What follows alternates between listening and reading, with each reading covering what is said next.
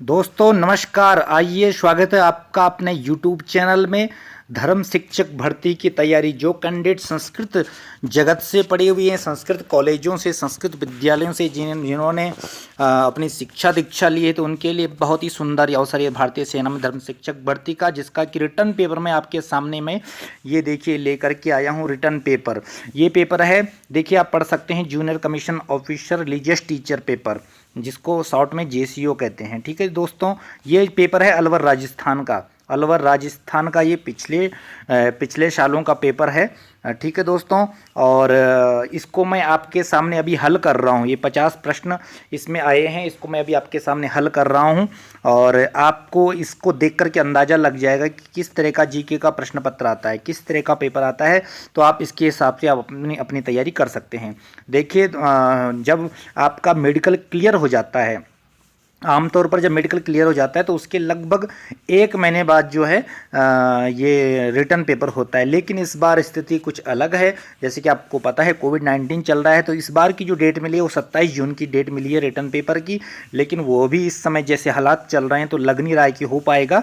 अगर हालात सामान्य होते हैं तो हो जाएगा, अगर नहीं होते हैं हालात सामान्य तो ये पेपर पोस्टपोन्ड आपका हो सकता है। इसलिए आप मेरे हिसाब से अभी 27 जून की तैयारी लेकर के चलिए। जितनी आप अच्छी तैयारी करेंगे, ज़्यादा तैयारी करेंगे, उतना ही आपके लिए फ़ायदेमंद रहेगा दोस्तों। तो ठीक है, तो मैं आपके सामने देखो हल कर रहा हूँ। ये दोनों, कुछ लोगों का प्रश्न होता है कि दोनों पेपर एक साथ होते हैं, अलग अलग होते हैं। तो दोस्तों बताना चाहूँगा, दोनों पेपर एक साथ होते हैं, एक ही दिन में होते हैं, एक ही टाइम में होते हैं। 200 नंबर का मार्क्स, 100 नंबर के प्रश्न होते हैं। पर क्वेश्चन आपका 2 नंबर का होता है। और पास होने के लिए ये देखिए यहाँ पर लिखा है 80। दोनों प्रश्न पत्र में आपको 80 नंबर पास होने के लिए चाहिए। लेकिन कहानी कुछ और मैं आपको बताऊंगा। ड्यूरेशन कितना टाइम मिलता है, 120 मिनट, यानी कि 2 घंटे 60 मिनट पहला पेपर। दोनों पेपर आपको एक साथ, कई बार एक साथ, कई जगह पर एक साथ मिल जाते हैं। तो आपने आपकी मर्जी, आप हो सकता है कि 40 मिनट में पहला पेपर कर लो, और जो है आगे 80 मिनट में जो है अगला पेपर कर लो। वो आपके ऊपर है। कई बार ऐसा होता है तो एक पेपर आपको, एक ही पेपर मिलेगा 1 घंटे के लिए। उसके बाद जब 1 घंटा आपको ये पहला पेपर जमा हो जाएगा, फिर आपको अगला पेपर मिलेगा। लेकिन ज़्यादातर जगह एक साथ ही मिल जाता है। और हो सकता है कि आपको 1 घंटे बाद 2 मिनट 5 मिनट का जो है ब्रेक मिले, और नहीं भी मिल सकता है। लेकिन आप एक साथ ही पेपर होता है। तो आइए मैं ज़्यादा विलंब न करते हुए तुरंत ले चलता हूँ आपको प्रश्न पे। पहला प्रश्न ये देखिए आपके सामने रहा। यहाँ पे संख्या मिट गई है, ये पेपर जो PDF है सही से मिल नहीं पाया मेरे को। तो ये कोई बात नहीं, उससे कोई फर्क नहीं पड़ता। पहला प्रश्न ये रहा आपके सामने। प्रदूषण नियंत्रण के लिए ऑर्डिनल पॉलिसी प्रायोगिक तौर पर 1 जनवरी से 15 जनवरी 2016 में कहाँ लागू की गई थी? तो ये आपके सामने ऑप्शन है, A Bihar, B Jharkhand, C Goa और D दिल्ली। तो ये आपके सामने ऑप्शन है दोस्तों, आप देख सकते हैं। तो इसका सही आंसर है D दिल्ली। दिल्ली में ये शुरू किया गया था। ठीक है दोस्तों, आइए नेक्स्ट देख लेते हैं। उससे पहले चैनल पर यदि आप नए हैं दोस्तों, क्योंकि आपको हमारे चैनल पर इसी तरह की जानकारी मिलती रहती है, मैं बहुत मेहनत आपके लिए कोशिश करता हूं कि आपको ज़्यादा से ज़्यादा जानकारी मिले। तो चैनल को जरूर सब्सक्राइब करें, घंटी का निशान प्रेस करें, और सभी मित्रों के साथ में ये वीडियो शेयर करें। दूसरा प्रश्न देख लेते हैं। दादा साहेब फाल्के पुरस्कार किस क्षेत्र में, दादा साहेब फाल्के पुरस्कार किस क्षेत्र में योगदान के लिए दिया जाता है? A भारतीय सिनेमा, B भारतीय चिकित्सा, C भारतीय साहित्य और D भारतीय खेल। तो जैसा कि आपको पता है, ये जो पुरस्कार दिया जाता है ये भारतीय सिनेमा के लिए दिया जाता है, इसलिए A ऑप्शन सही है। ठीक है दोस्तों, आइए नेक्स्ट देख लेते हैं। प्रश्न नंबर 3, UN सुरक्षा परिषद में स्थायी सदस्यों की संख्या कितनी है? A 5, B 2, C 4 और D 8। तो इसका सही आंसर है मित्रों A 5। 5 सदस्यों की संख्या होती है, A 5। आगे देख लेते हैं। वायुसेना दिवस किस दिन मनाया जाता है? ठीक है दोस्तों, इस तरह के प्रश्न जरूर याद रखना। जैसे नेवी डे किस दिन मनाया जाता है? एयरफोर्स डे, वायुसेना दिवस, आर्मी डे, सेना दिवस किस दिन मनाया जाता है? तो ये आपको सब याद रखना है। ठीक है, तो आइए देख लेते हैं। वायुसेना दिवस किस दिन मनाया जाता है? A 5 October, B 3 October, C 8 अक्टूबर और D 6 अक्टूबर। तो किस दिन मनाया जाता है? तो प्रश्न नंबर 3 का इसका 4 का सही आंसर है ए। 3 का सही आंसर है ए। ठीक है दोस्तों, इसका सॉरी सी, प्रश्न नंबर 4 है ये, इसका सही आंसर है सी। 4 अक्टूबर को मनाया जाता है। ठीक है, वायुसेना दिवस कब मनाया जाता है? ये 8 अक्टूबर को मनाया जाता है। 8 अक्टूबर को मनाया जाता है। नेक्स्ट देख लेते हैं, भारत के किस राज्य में काजीरंगा राष्ट्रीय उद्यान स्थित है? ये प्रश्न नंबर 5 है, ये आप देख सकते हैं। प्रश्न नंबर 5 ये भारत के किस राज्य में काजीरंगा राष्ट्रीय उद्यान स्थित है? ए पश्चिम बंगाल, बी असम, सी मध्य प्रदेश और डी कर्नाटक। तो 5 का सही आंसर है दोस्तों बी, ये असम में है काजीरंगा राष्ट्रीय उद्यान। ठीक है, प्रश्न नंबर 6 देख लेते हैं, निम्नलिखित में से कौन इग्लू में रहते हैं? निम्नलिखित में से कौन इग्लू में रहते हैं? तो इसका सही आंसर है ए अमेजन्स, बी माओरी, सी एस्किमो और डी जूलू। तो 6 का सही आंसर है सी एस्किमो। ठीक है, आगे देख लेते हैं, हिमालय जैसी पर्वत श्रृंखलाओं की निचली बर्फ रेखा को क्या कहते हैं? तो ए बर्फ की रेखा, बी इमारती लकड़ी की रेखा, सी सीमा रेखा और डी पेड़ रेखा। तो प्रश्न नंबर 7 का सही आंसर है ए बर्फ की रेखा। ठीक है, आगे देख लेते हैं, विद्रीबेर हस्तकला किस राज्य से संबंधित है? ऑप्शन ये रहे आपके सामने 4 ऑप्शन, ए तमिलनाडु, बी कर्नाटक, सी महाराष्ट्र और डी तेलंगाना। तो प्रश्न नंबर 8 का सही आंसर है, प्रश्न नंबर 8 का सही आंसर है कर्नाटक।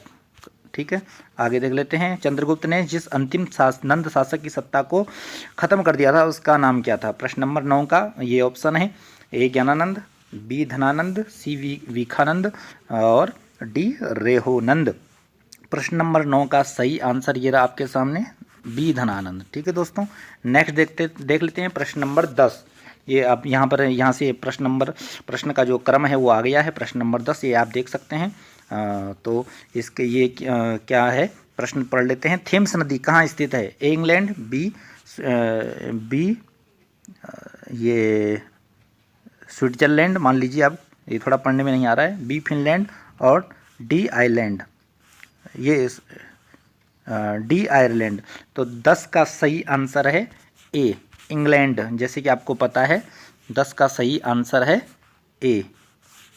ठीक है दोस्तों, ए थेम्स नदी जो है इंग्लैंड के लंदन शहर में है। नेक्स्ट देख लेते हैं, इंटरनेट के क्षेत्र में www का क्या मतलब है? इसका क्या मतलब है? www का क्या मतलब है? A window wide web, B wide web word, C world wide web और डी वेब वाइड वर्ड। तो प्रश्न नंबर 11 का सही आंसर है दोस्तों सी वर्ल्ड वाइड वेब। ठीक है, नेक्स्ट देख लेते हैं, ओजोन परत को रोकती है, किसको रोकती है ओजोन परत? ए पराबैंगनी किरणें, बी एक्स किरणें और गामा किरणें, सी दृश्य प्रकाश और डी इंफ्रारेड किरणें। तो इसका सही आंसर है 12 का ए पराबैंगनी किरणें जो है, ये पराबैंगनी किरणें ओजोन परत रोकती है इसको आकाश में। ठीक है दोस्तों, नेक्स्ट देख लेते हैं प्रश्न नंबर 13, भारी जलमंडल परमाणु खनिज विभाग का उद्योग संगठन स्थित है, कहाँ स्थित है? ए मुंबई, बी जगदेव विहार, सी कोलकाता और डी हैदराबाद। तो प्रश्न नंबर 13 का सही आंसर है ए, सही आंसर है ए मुंबई में है। ठीक है दोस्तों, नेक्स्ट देख लेते हैं, प्रश्न नंबर 14, 2016 के ओलंपिक खेल कहाँ हुए थे? A Sydney, B Beijing, C Tokyo और डी रियो। तो 14 का सही आंसर है डी रियो में हुई थे। नेक्स्ट देख लेते हैं 15, ए आर रहमान कौन है? ए चित्रकला, ये किससे रिलेटेड हैं, किससे जुड़े हुए हैं? ए चित्रकला, बी फोटोग्राफर, सी लेखक और डी संगीत निर्देशक। तो दोस्तों इसका सही आंसर है 15 का संगीत निर्देशक, डी संगीत निर्देशक। बहुत बड़े संगीतकार हुए हैं और फिल्म जगत के। प्रश्न नंबर 16, पाकिस्तान की महिला प्रधानमंत्री कौन थी? ए खालिदा जिया, बी जेमिमा खान, सी शेख हसीना और डी बेनजीर भुट्टो। तो 16 का सही आंसर है मित्रों डी बेनजीर भुट्टो। ठीक है, आगे देख लेते हैं प्रश्न नंबर 17। प्रश्न नंबर 17 ये रहा आपके सामने। गैलीलियो ने किस उपकरण का आविष्कार किया था? ए टेलीफोन, बी रिवॉल्वर, सी दूरबीन और डी डायनेमो। तो 17 का सही आंसर है सी दूरबीन। दूरबीन का आविष्कार जो है गैलीलियो ने किया था। नेक्स्ट देख लेते हैं। संयुक्त राष्ट्र जनसंख्या क्रियाकलाप फंड का प्रायोजन है। क्या प्रायोजन है? ए जनसंख्या नीति, परिवार नियोजन और संबंधित कार्यक्रम तैयार करना, बी जनसंख्या आंकड़े एकत्रित करना, सी सभी विकल्प और डी जनसंख्या गतिशीलता का अध्ययन। तो 18 का सही आंसर है मित्रों ए जनसंख्या नीति, परिवार नियोजन और संबंधित कार्यक्रम को तैयार करना। तो ए सही आंसर है। प्रश्न नंबर 19 देख लेते हैं। मक्का का पवित्र शहर किस देश में स्थित है? ए पाकिस्तान, बी इराक, सी ईरान और डी सऊदी अरब। तो जैसे आपको पता है मक्का का पवित्र शहर जो है ये है डी सऊदी अरब में। 19 का सही आंसर होगा डी।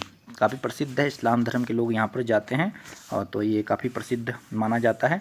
प्रश्न नंबर 20। अफगानिस्तान की राजधानी क्या है? ए इस्लामाबाद, बी काबुल, सी इस्तांबुल और डी ढाका। तो 20 का सही आंसर है बी काबुल। ठीक है, नेक्स्ट देख लेते हैं। एक प्रश्न नंबर 21। ताजमहल किस नदी के किनारे पर है? ए यमुना, बी कावेरी, सी गंगा और डी ताप्ती। तो आपको पता ही होगा ये इसका सही आंसर है ए यमुना। यमुना नदी के तट पर है ताजमहल। 21 का ए। प्रश्न नंबर 22 देख लेते हैं। बौद्ध धर्म और जैन धर्म में दोनों में किस पर जोर दिया जाता है? दोनों धर्मों में किस पर जोर दिया जाता है? ए ईश्वर की पूजा, बी ब्रह्मचर्य, सी आत्मवैराग्य और डी हिंसा। तो प्रश्न नंबर 22 का है डी अहिंसा। अहिंसा पर जोर दिया जाता है। ठीक है दोस्तों, यह है अहिंसा। प्रश्न नंबर 22 का डी। नेक्स्ट देख लेते हैं। विश्व का सबसे बड़ा महाद्वीप कौन सा है? A Africa, B Antarctica, C Asia और डी उत्तर अमेरिका। तो 23 का सही आंसर है सी जो है एशिया सबसे बड़ा महाद्वीप है। नेक्स्ट देख लेते हैं प्रश्न नंबर 24। 1983 की विश्व कप क्रिकेट के फाइनल खेल में भारत की टीम ने किस देश की टीम को पराजित किया था? ए पाकिस्तान, बी इंग्लैंड, सी ऑस्ट्रेलिया और डी वेस्ट इंडीज। तो 24 का सही आंसर है, जैसे आपको पता है वेस्ट इंडीज को बुरी तरह से भारत ने जो है इस मैच में हराया था और पहली बार वर्ल्ड कप जीता था। नेक्स्ट देख लेते हैं प्रश्न नंबर 25। पृथ्वी की एक परिक्रमा करने के लिए चंद्रमा को कितने दिन लगते हैं? ए 27 दिन, बी 30 दिन, सी 28 दिन और डी 25 दिन। तो 25 का सही आंसर है सी 28 दिन लगते हैं। ठीक है, नेक्स्ट देख लेते हैं। हिमालय पर्वतारोहण संस्थान कहाँ पर है? डैश में है। कहाँ पर है? ए दार्जिलिंग, बी देहरादून, सी शिलोंग और डी उत्तरकाशी। तो 26 का सही आंसर है ए। 26 का सही आंसर है ए दार्जिलिंग में। ठीक है दोस्तों, नेक्स्ट देख लेते हैं। कांस फिल्म समारोह कहाँ पर डैश में आयोजित किया जाता है? कहाँ किया जाता है?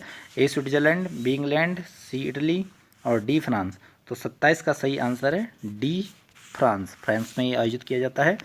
आगे देख लेते हैं प्रश्न नंबर 28। 1941 में जापानियों ने अमेरिका की किस नौसैनिक अड्डे पर हमला करके अनेक युद्धपोतों को तबाह कर दिया था? A Diamond Harbour, B Pearl Harbour, C Hong और डी कोरल हार्बर। तो 28 का सही आंसर है बी पर्ल हार्बर। ठीक है, नेक्स्ट देख लेते हैं प्रश्न नंबर 29। विक्टोरिया मेमोरियल किस शहर में स्थित है? ए बेंगलुरु, बी मुंबई, सी चेन्नई और डी कोलकाता। जैसे कि आपको पता है विक्टोरिया मेमोरियल 28 का ये कोलकाता में स्थित है। तो 29 का सही ऑप्शन है डी। ठीक है, प्रश्न नंबर 30। वह कौन से राष्ट्रपति थे जो दोबारा चुने गए? ए जाकिर हुसैन, बी राजेंद्र प्रसाद, सी राधाकृष्णन और डी APJ अब्दुल कलाम। तो 30 का सही ऑप्शन है बी राजेंद्र प्रसाद, ये 2 बार चुने गए। नेक्स्ट देख लेते हैं प्रश्न नंबर 31। निम्नलिखित में से कौन सा ब्लड ग्रुप नहीं है? ए ऑप्शन है AB, बी ऑप्शन है सी ऑप्शन है O, डी ऑप्शन है A। तो इसमें से कौन सा ब्लड ग्रुप नहीं है? तो 31 का सही आंसर हो जाएगा बी, क्योंकि सी जो है ब्लड ग्रुप नहीं होता है। ठीक है, आगे देख लेते हैं प्रश्न नंबर 32। भारतीय पर्वतारोहण संस्थान का मुख्यालय में स्थित है? ए दार्जिलिंग, बी मुंबई, सी नई दिल्ली और डी कोलकाता। तो 32 का सही आंसर है दोस्तों सी, 32 का सही आंसर है सी, नई दिल्ली में। ठीक है, नेक्स्ट देख लेते हैं प्रश्न नंबर 33। डूरंड कप किस खेल से संबंधित है? प्रश्न नंबर 33 का, तो डूरंड कप जो है, जैसे कि आपको पता है, ये फुटबॉल से संबंधित, ए सही आंसर है, फुटबॉल से संबंधित है, ए सही आंसर है। नेक्स्ट देख लेते हैं, स्वतंत्र भारत का अंतिम गवर्नर जनरल कौन था? ए विलिंगडन, बी माउंटबेटन, सी राजगोपालाचारी और डी लिलिगोयो। इसका सही आंसर है दोस्तों 34 का सी राजगोपालाचारी अंतिम गवर्नर रहे हैं। नेक्स्ट देख लेते हैं, ग्रांड ट्रंक रोड को बनाने वाले शासक का नाम बताएं। ए शिवाजी, बी अकबर, सी शेरशाह सूरी और डी अशोक। तो इस 35 का सही आंसर है सी, शेरशाह सूरी ने ये रोड बनाई थी, ग्रांड ट्रंक रोड। ठीक है, नेक्स्ट देख लेते हैं, फ्रांस की राजधानी क्या है? प्रश्न नंबर 36, फ्रांस की राजधानी क्या है? ए रोम, बी पेरिस, सी वियना और डी बर्लिन। तो कहाँ है फ्रांस की राजधानी? तो 36 का सही आंसर है बी, पेरिस है। ठीक है दोस्तों, नेक्स्ट देख लेते हैं प्रश्न नंबर 37। अनंतनाग, पहलगाम और कुपवाड़ा ये किस राज्य में स्थित हैं? कहाँ पर स्थित हैं? ए राजस्थान, बी जम्मू कश्मीर, सी हिमाचल प्रदेश और डी गुजरात। प्रश्न नंबर 37 का सही आंसर है बी दोस्तों, ये जम्मू कश्मीर में स्थित हैं। ठीक है, नेक्स्ट देख लेते हैं प्रश्न नंबर 38। उपचार की कौन सी विधि में शरीर के विभिन्न अंगों में सुइयां चुभाई जाती हैं?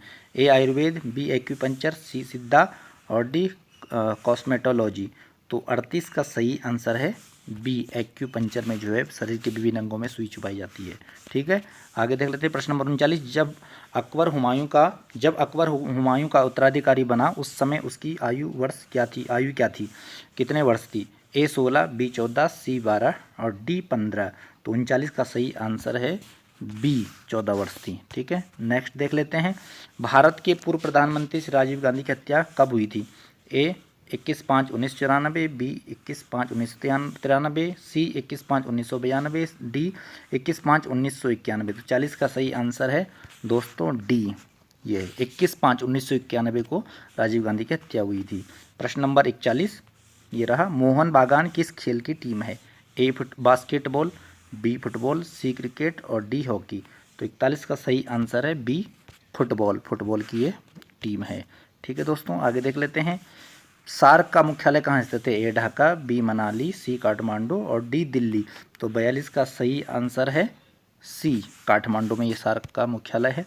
नेक्स्ट देख लेते हैं, कपास की खेती के लिए कौन सी मिट्टी सबसे अच्छी मानी जाती है? ए लाल मिट्टी, बी रेतीली मिट्टी, सी काली मिट्टी और डी सफ़ेद मिट्टी। तो प्रश्न नंबर 43 का सही आंसर है सी, काली मिट्टी जो है कपास खेती के लिए अच्छी मानी जाती है। नेक्स्ट देख लेते हैं प्रश्न नंबर 44।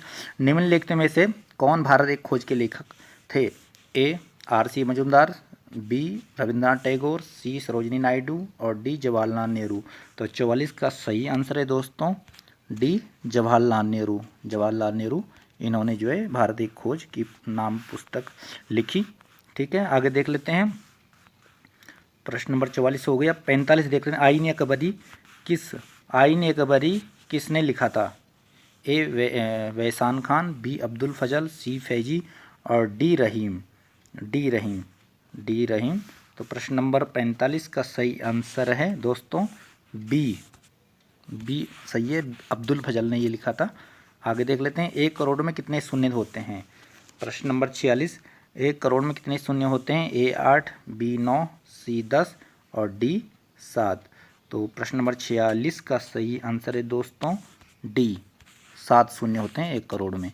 नेक्स्ट, जहांगीर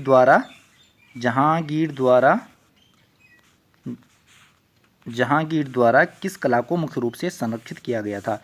ए मुगल भवन निर्माण कला, बी मुगल चित्रकला, सी मुगल मूर्तिकला और डी मुगल संगीत।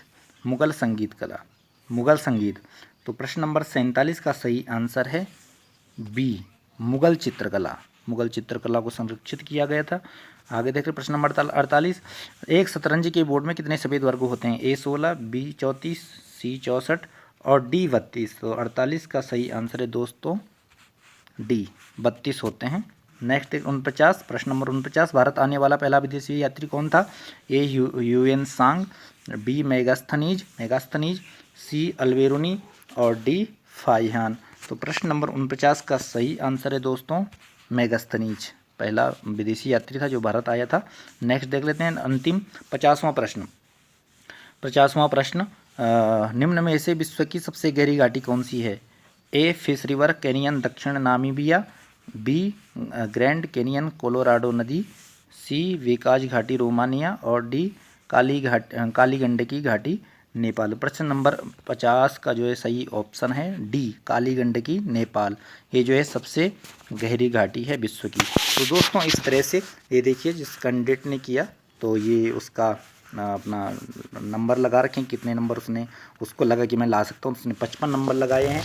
तो दोस्तों इसमें माइनस मार्किंग भी ये आपने ध्यान रखना है। माइनस मार्किंग 0.5 की माइनस मार्किंग है। इसका मतलब ये है कि जब आप एक क्वेश्चन गलत करेंगे तो आपका आधा नंबर कटेगा, 2 क्वेश्चन गलत करेंगे तो 1 नंबर कटेगा, और 4 क्वेश्चन अगर आपके गलत होंगे तो आपका जो एक सही किया गया प्रश्न है वो उसके 2 नंबर आपके कट जाएंगे। तो ये आपने ध्यान रखना है। लेकिन ये भी नहीं करना है कि आपके मान लीजिए 50 में से आपको 20 आते हैं तो आपने 20 कर लिए, तो आपको लगा कि 20 में से मैंने 40 नंबर कर दिए हैं, मैं पास हो जाऊंगा, 30 क्वेश्चन को छोड़ देता हूं, मुझे करने की ज़रूरत नहीं है। ये बिल्कुल नहीं करना है आपने कोशिश करनी है ज़्यादा से ज़्यादा 100 में से ज़्यादा नंबर लाने की, ठीक है। तो और मान लीजिए बिल्कुल बहुत ही बिल्कुल नहीं आता है आपको, बहुत ज़्यादातर नहीं आते हैं तो ज़्यादा भी नहीं लगाने हैं टिक, क्योंकि माइनस मार्किंग भी ये भी ध्यान रखना है। लेकिन आप थोड़ा बहुत अपने हिसाब से आप कुछ अपने अंदाजे से कुछ में टिक लगा सकते हैं, जिनमें 2 में कई बार 2 ऑप्शन में डाउट रहता है कि ये होगा कि ये होगा, तो उसमें आपने एक में टिक कर देना, तो कोई ना कोई आपका सही ज़रूर निकलेगा। तो इस तरह से आपने लाना है। ये इसमें आपको कम से कम 40 नंबर चाहिए तभी आपकी अगली कॉपी चेक होगी, ठीक है। तो इसमें अगर 40 नंबर नहीं होंगे और अगली पेपर में आपके 100 में से 100 नंबर हैं तो वो कोई मतलब नहीं रहेगा। इसलिए आपने इसमें कम से कम आप 40 नहीं, आप 60 से 70 नंबर लाने की कोशिश करेंगे, ठीक है। तो इसी तरह से आप तैयारी करते रहें, जुड़े रहें, देखते रहें। इसके बाद में राजस्थान का जो अगला पेपर होगा, इसका जो अगला पेपर है धर्मशास्त्र वाला, वो मैं आपके लिए इसी तरह से हल करके आपको दूंगा ताकि आप अपने तैयारी अच्छे से कर सको, ठीक है। बहुत जल्दी तो आप जुड़े रहें, और भी राज्यों के जितने भी प्रश्न पत्र हैं वो भी मैं कोशिश करूंगा जो भी मुझे मिल पाएंगे।